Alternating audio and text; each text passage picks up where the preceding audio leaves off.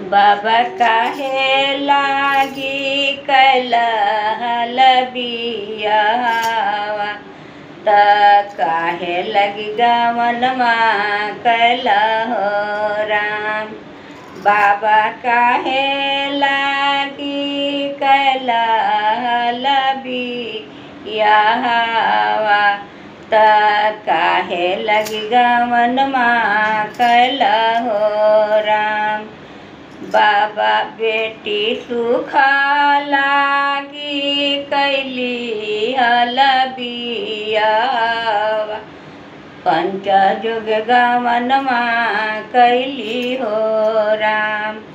बाबा मंगिया जे रोवै रे सेंदुरवा भी गोदिया बलकवा बिनु हो।